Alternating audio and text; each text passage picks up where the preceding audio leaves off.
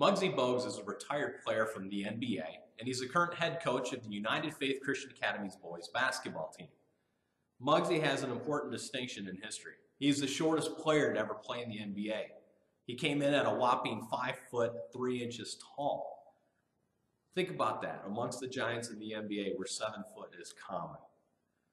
He could also dunk a basketball at that size because he could jump 44 inches straight up.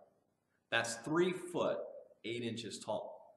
Now, to picture him on a basketball court, just visualize, a local junior high kid playing in the NBA. That's what it was like. Because of his size, over time, he was underestimated by a lot of his opponents, especially the big guys. We often underestimate God. We convince ourselves that he's limited in his ability to intervene in our life on a daily basis. Our study this week is called Dare to be Stupid.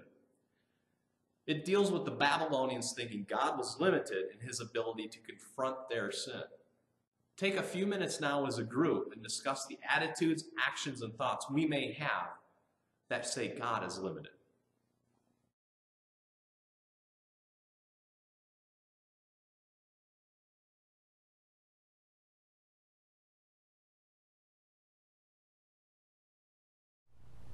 Hi.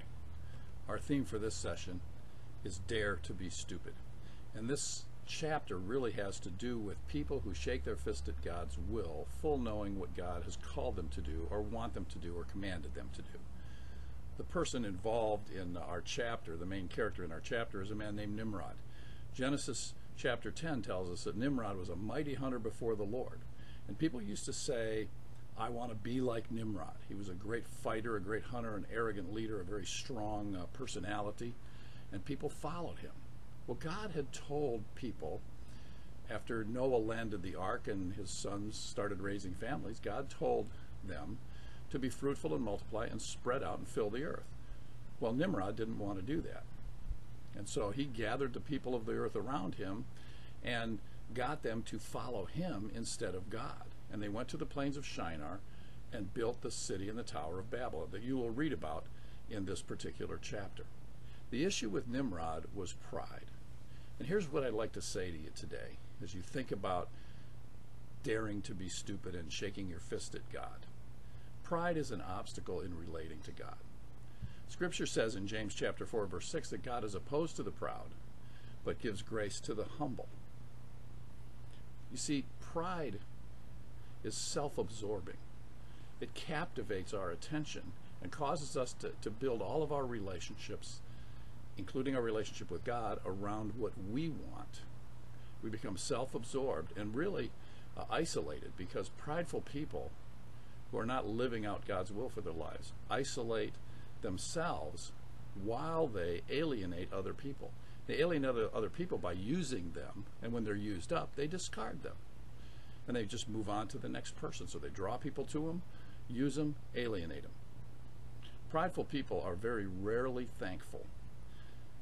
Actually, the only time they're really thankful is when they're getting what they want, the way they want to have it. And then they're excited and thankful. The rest of the time, they're planning on how they're going to move ahead on their own without the power of God in their life. I think that pride erodes our ability to be thankful, because when we're proud, we're self-absorbed. And a lack of thankfulness makes our view of God smaller. It doesn't make God smaller. It just makes the way we look at him smaller. Recently, I had eye surgery. In this eye, I had 17% peripheral vision. So I could only see this far. So they had to do surgery on me so that I could see the whole picture. So now once in a while I'll sit down with my wife and she'll see me sticking my hand out here. She says, what are you doing? I said, I'm just looking at my hand because I have 100% peripheral vision now. It's been corrected. It's been changed. Proud people's vision narrows because it's only self. People who love the Lord have a really wide scope of vision because we see the world, other people, relationships the way God does. Well, a lack of thankfulness to God causes us to pull in, and we become smaller in our view, and therefore we have to fit God somewhere in this zone of sight Rather than seeing him for all that he is, we see only how we want to see him. And so we actually redesign God and drop off a bunch of attributes and characteristics of God just to satisfy ourselves in our pride and our selfishness. The Apostle Paul said a lot of times in Scripture, he was proud of Christ, and he was proud of his work in serving Christ. That's where his pride came from. He took a joy and a spiritual satisfaction and a sense of eternal impact and supernatural impact in the lives of other people as a very great ministry and the mission of his life. And he was proud of Christ. He was proud that God sent his Son to die for Paul's sins, to rise from the dead, to call Paul into the ministry to serve him. He was proud of the king that he served. And he was proud of the service he provided for the king. Which begs the question for me.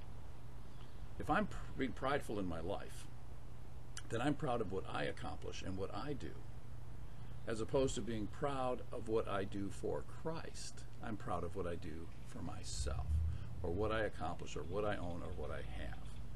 What happens then is my vision gets small. Thankfulness gives you the big view of God.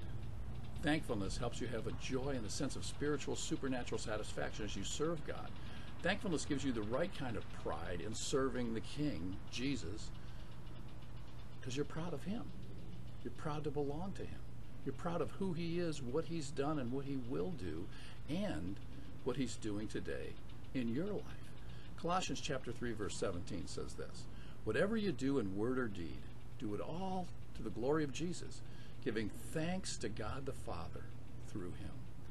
As you talk about your chapter tonight, it's a hard chapter to talk about. Discuss the obstacles that pride puts in your path to relating to God. And just know those things. So if they start developing in your life, you can catch yourself, take a couple steps back, ask God to help you see things his way, and enjoy being a thankful Christian who enjoys God and glorifies him forever. Have a great meeting. Thank you.